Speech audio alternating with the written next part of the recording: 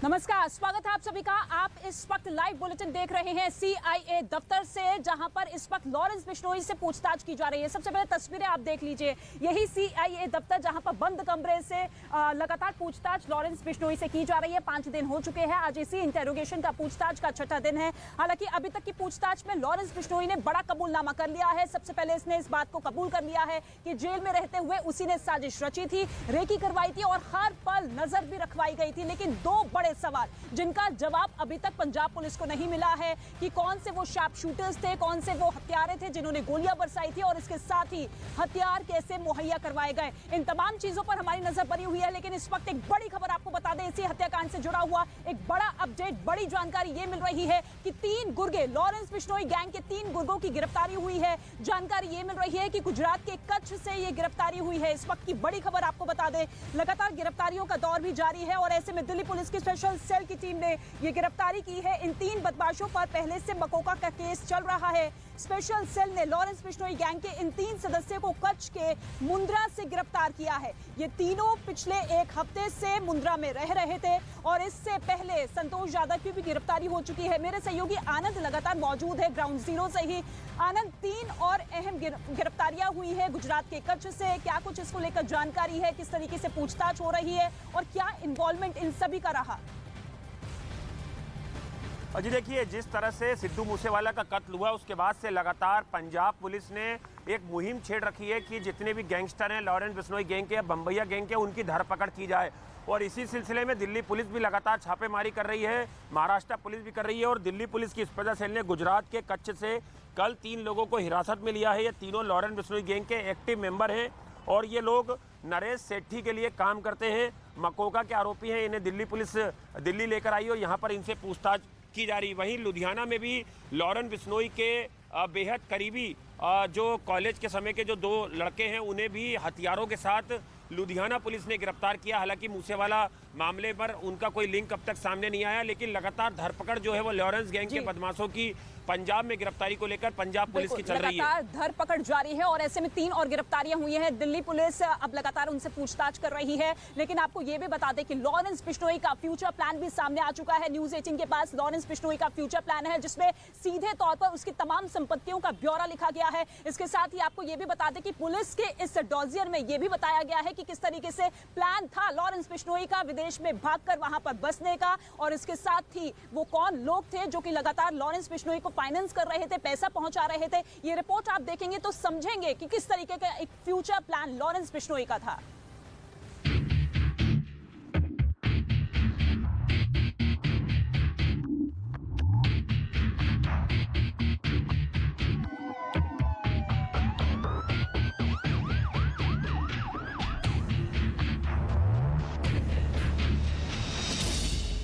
साल की उम्र, 50 से अधिक केस, करीब 700 gang member,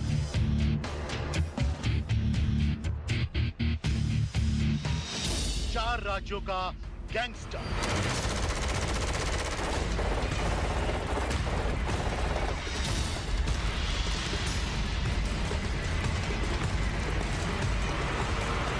singer Sidhu Moosewala के मर्डर की जिम्मेदारी लेने वाले लॉरेंस बिश्नोई का 4 राज्यों में आतंक फैला है। पुलिस की पूछताछ में लॉरेंस बिश्नोई का खौफनाक सच सामने आया है, जिससे पता चलता है कि इतनी कम उम्र में कैसे लॉरेंस बिश्नोई क्राइम की दुनिया का बैड बॉय बन गया। यूनिवर्सिटी में छात्र नेता रहा लॉरेंस बिश्नोई, जिसकी क्राइम कुंडली किसी फिल्मी कहानी से कम नहीं है। फाजिल्का से स्कूल की पढ़ाई करने के बाद लॉरेंस बिश्नोई चंडीगढ़ आया और यहाँ पर उसने डीएवी कॉलेज में दाखिला लिया। 1500 मीटर रेस की तैयारी करते करते लॉरेंस बिश्नोई ने जुर्म की दुनिया में एंट्री कर ली।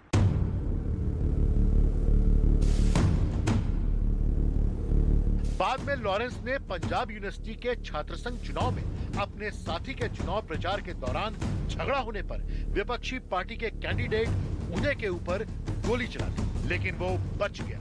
इसी फायरिंग के बाद लॉरेंस पर पहला केस दर्ज हुआ और वो जेल भेज दिया गया। जेल में रहने के दौरान लॉरेंस की मुलाकात रंजीत दुपला से हुई, जो हथियारों का तस्कर था। बाद में लॉरेंस ने रंजीत से कई बार हथियार खरीदे थे। बाद में साल 2010 में लॉरेंस बिश्नोई प्रेसिडेंट पोस्ट के लिए खड़ा हुआ, लेकिन विपक्षी पार्टी के कैंडिडेट ने उसे हरा दिया।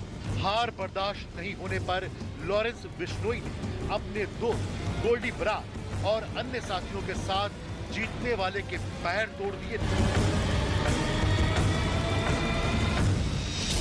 लॉरेंस के गैंग के शुरुआती साथी रॉबिन बरार, सोनू बाजवा, रवनीश सिद्धू, अमनदीप मुल्तानी, अमित कोहली और राजपाल थे।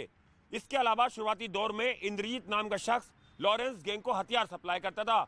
इंद्रजीत वही शख्स था जो बिहार और मध्य प्रदेश से हथियार की खेप लाकर लॉरेंस गैंग को देता था।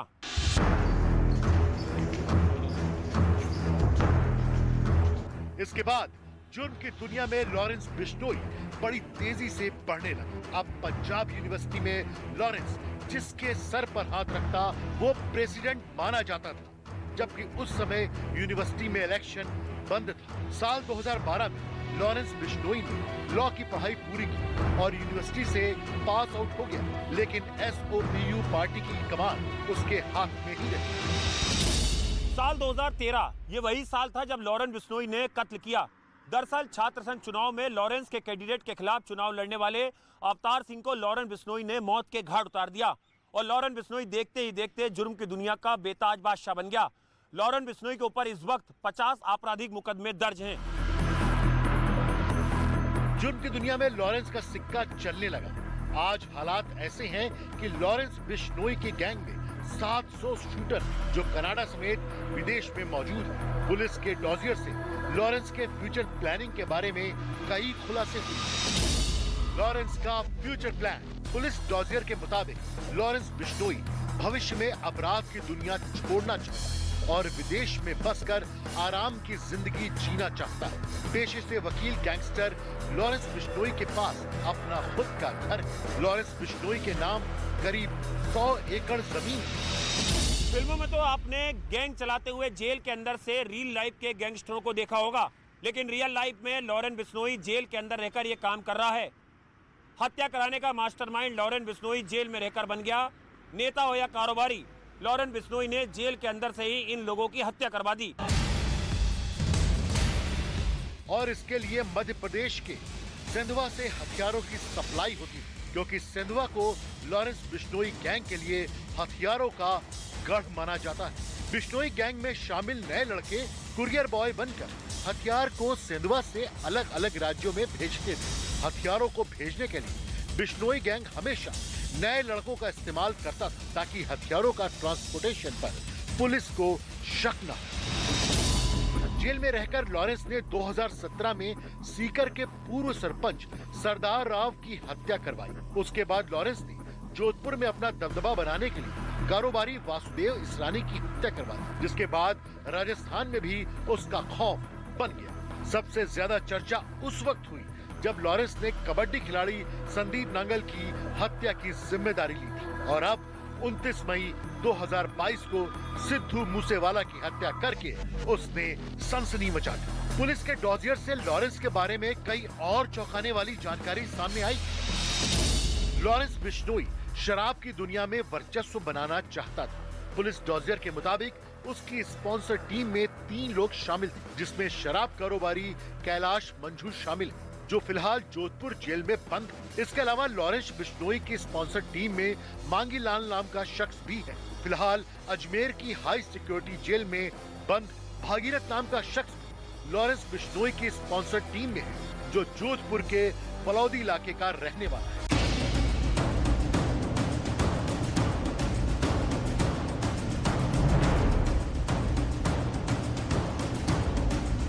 लॉरेंस न सिर्फ देखने में स्मार्ट गैंगस्टर है, बल्कि वो जेल में रहकर स्मार्ट तरीके से फोन चलाने में भी माहिर है। उसके इरादे बहुत तेज तर्रार हैं। 2015 में पंजाब पुलिस उसे कोर्ट में पेशी के लिए ले जा रही। इसी दौरान वो भाग गया।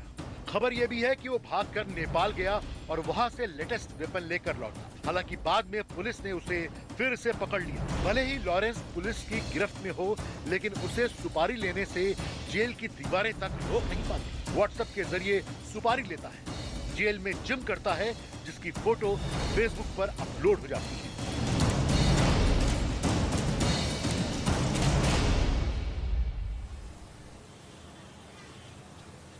और आनंद हमारे साथ लगातार बने हुए हैं। आनंद, ये जो पूरी की पूरी डायरी है, डॉजियर है, ये बताती है कि किस तरीके से अपराध की दुनिया में उसने नाम बनाया अपना वर्चस्व कायम करने के लिए, किस तरीके से एक के बाद एक वारदातों को अंजाम दिया। लेकिन ये डॉजियर इस जांच पड़ताल में कितनी बड़ी भूमिका निभा सकती है?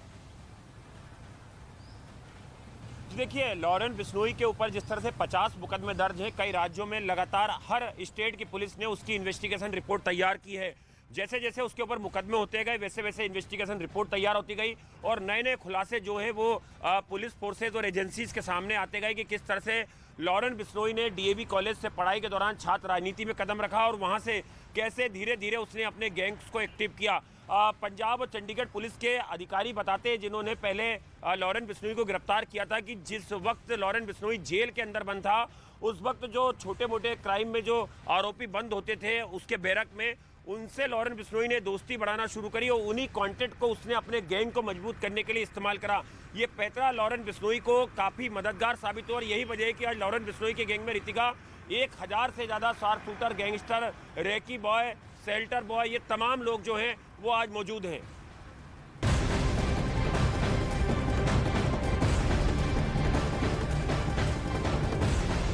बिल्कुल, और इस वक्त एक बड़ी खबर आपको बता दे, महाकाल जिसकी रिमांड खत्म हो चुकी है, जिससे लगातार पूछताछ की जा रही थी, जिसकी निशानदेही पर कई गिरफ्तारियां हुई हैं, आज उसे कोर्ट में फिर से पेश किया जाएगा। इस वक्त की बड़ी खबर, मूसेवाला मर्डर केस में शूटर सौरभ महाकाल को आज पुणे के कोर्ट में पेश किया जाएगा।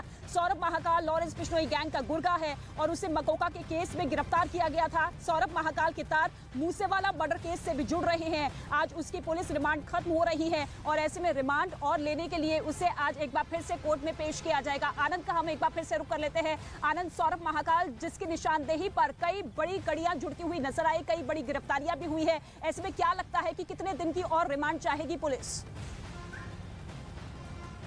जी देखिए, आज की जो पेशी है वो काफ़ी ज़्यादा महत्वपूर्ण है क्योंकि आज महाराष्ट्र पुलिस जो है वो आगे रिमांड भी जो है वो मांग सकती है इस आरोपी की और जो रिमांड पेपर है वो काफ़ी ज़्यादा महत्वपूर्ण होगा क्योंकि उसमें अब तक क्या ऑफिशियली स्टेटमेंट जो है वो महाराष्ट्र पुलिस ने दर्ज किया है इस आरोपी का और क्या खुलासे जो है वो सौरभ महाकाल ने किए हैं कि किस तरह से न केवल मूसेवाला वाला मामला हो या लॉरेंस बिश्नोई गैंग से जुड़ने का मामला हो, इसके अलावा जो सलमान खान के घर के बाहर जो खत मिला था उस मामले में भी आज की पेशी काफ़ी ज़्यादा महत्वपूर्ण बताई जा रही है और पुलिस क्या तथ्य कोर्ट के सामने रखेगी ये काफ़ी गौर करने वाली बात होगी। उसी के आधार पर आगे की जो इन्वेस्टिगेशन है पुलिस की वो जो है वो उसकी रणनीति तैयार की जाएगी।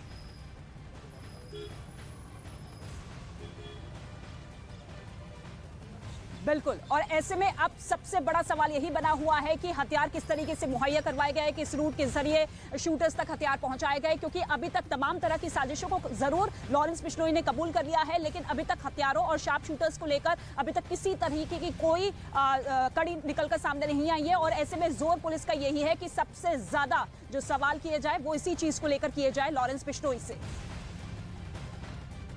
तो भारत की बड़ी financial subscription service money control pro special offer के साथ अपनी तीसरी वर्षगांठ मना रही है। रोजाना सिर्फ ₹1 में मनी कंट्रोल प्रो सब्सक्राइब करें और ₹1 लाख से ज्यादा के ऑफर पाएं।